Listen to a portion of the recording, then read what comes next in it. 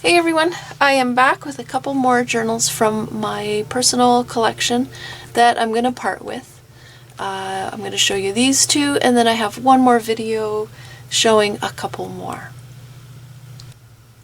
This one has always been a favorite. It's going to be hard to part with it. I made it in 2014, right after the Shakespeare book.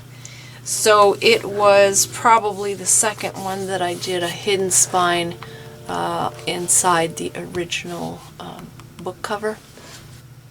It was a French and English dictionary. I think it was from the 30s, maybe even the 20s, I can't remember now. But it was one of the first very old books that I picked up at a thrift store. And I was very happy to be able to work with this one.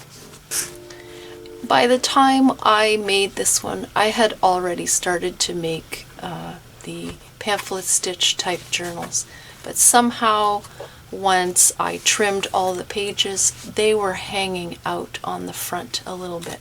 And so in the original video, I showed how I added just a cardboard trim on the front and back to kind of conceal the fact that the pages are sticking out a little bit on the front here.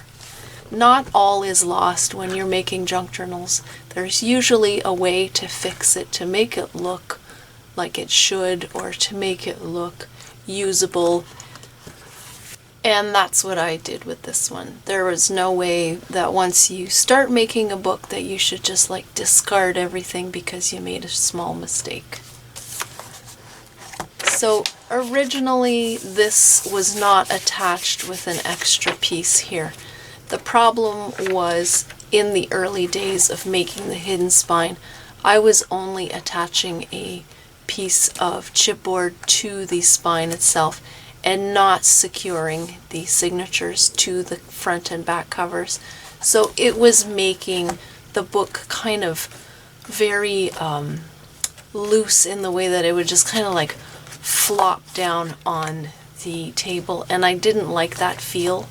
It's okay for when you want to write in it, it's nice if it lies flat, but as far as the feeling of the book in your hands when it did that, it just felt like it was collapsing on the table, and I just didn't like that. So after the initial creation and video, I added this piece of just a craft colored paper to sort of attach the front cover to the front signature, and I did the same on the back. I also added pattern paper after the first video. Initially this was just kind of inked and distressed, so it was the original white plain paper on the front and back, but I added some pattern paper that I had just because I liked the colors, and some lace here to divide the pattern and the plain here. So that was just like an additional fix I did after the fact. This one has a lot of the usual things where I have extra papers and I have pattern papers in coordinating colors. And this was my initial attempt before people started using the corrugated cardboard and ink. I had tried with a, it was the tray, the plastic tray from a cookie package, and I had put paint on the bottom of the package, and then I was using it like as a stamp to create these lines.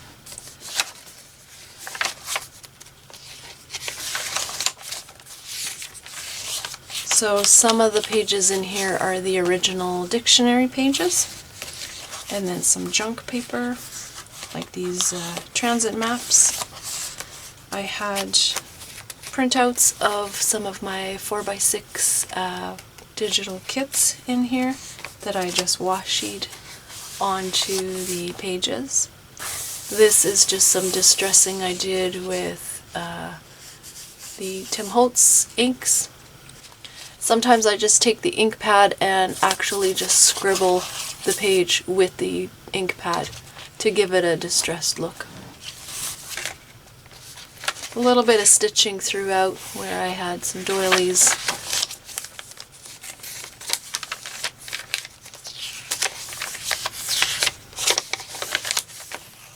stitching there as well.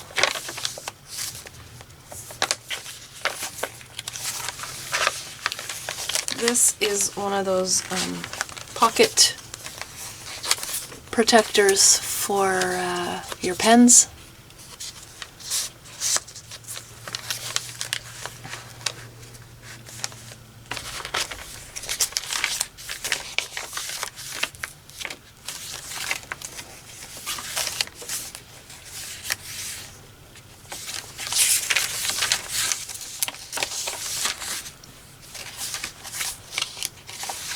And I remember at this time having had that particular paper pad for a very long time because it has like doubles or even triples of the same paper.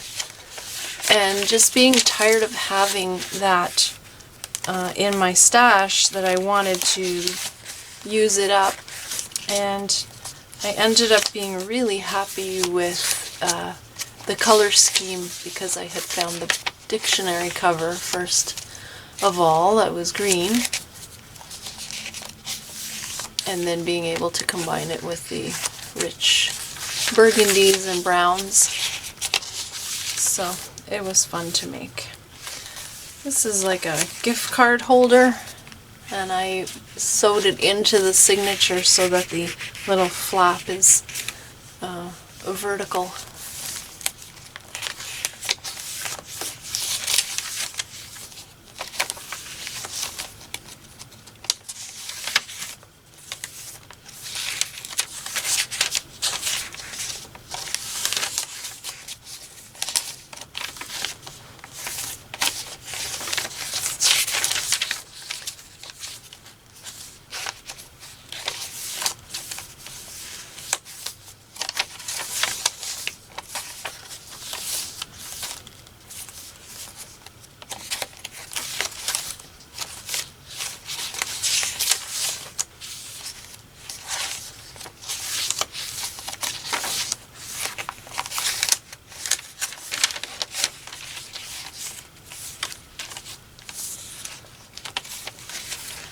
I had a couple of these larger doilies in my stash and I wasn't sure how to use them, so I ended up folding them in half and then again. So it's actually doubled here and it's stitched, so if you're careful you can use this as a tuck spot.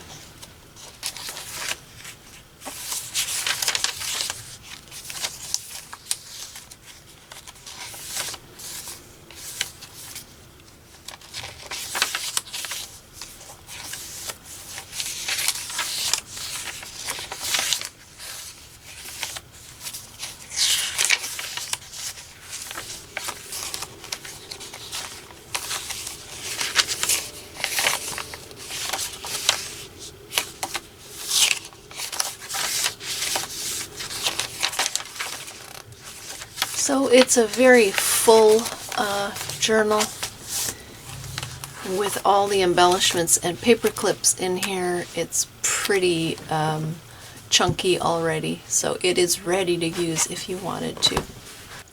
And I'm going to include this beautiful necklace.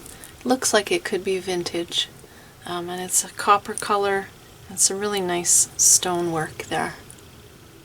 So that's included with it. Now we're getting into some more recent journal creations. This one I believe I did recently. I think it was around 2018, but I never did a video. It just got made and then a few pictures I think on Instagram, and that was it. It got put away. So it's a Reader's Digest cover that the spine had collapsed and broken apart, so I rebuilt it with Craftex as the actual spine, and then just decorated the spine with some upholstery fabric, little bit of lace at the top and bottom there, and some stitching just to give it a more distressed, tattered appearance.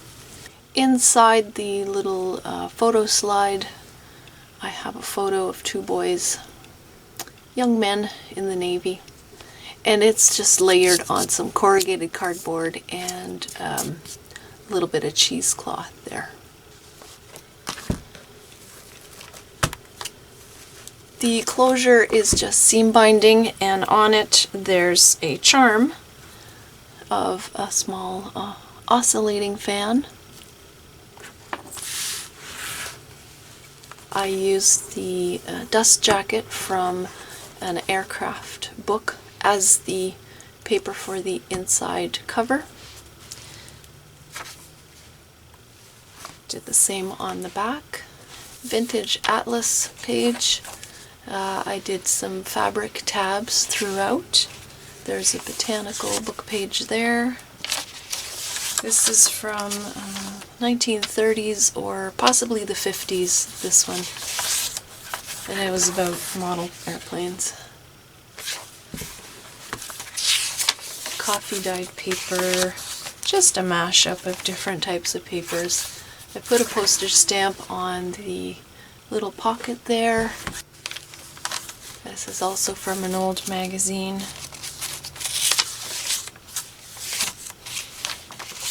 I reinforced some of the creases with washi tape. Here's a pocket with some windows.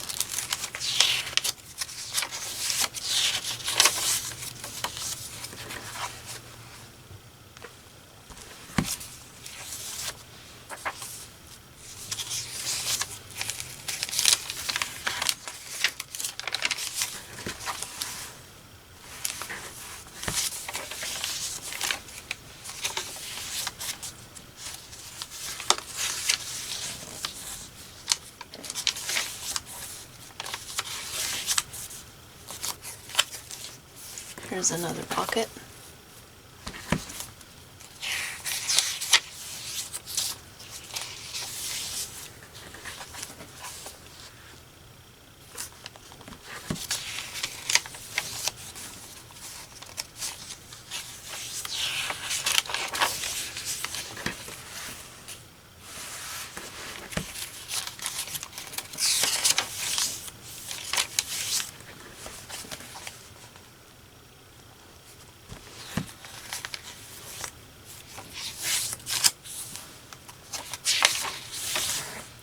This is from a very old popular science magazine.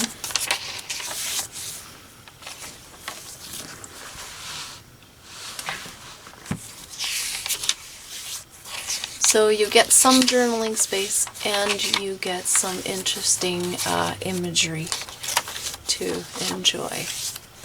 And on the pages that have images, you can always add note paper that you glue on or staple on so that you can have an extra writing space.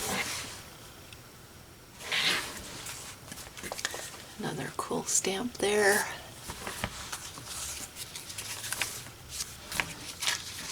This little tab here just hangs off the side of the page.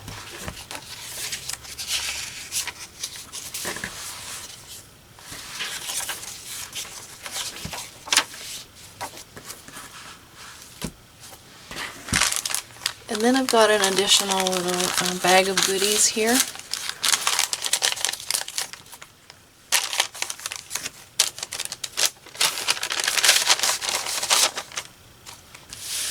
So there's a page from an airplane book.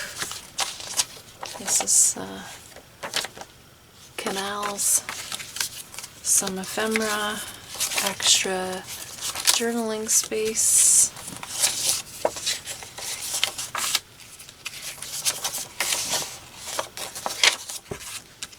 some postcards and a stamp there.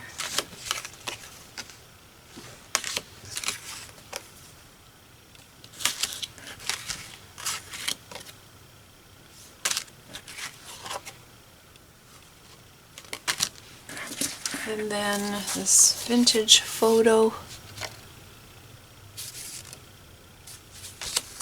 another book page, and a first day cover from 1978.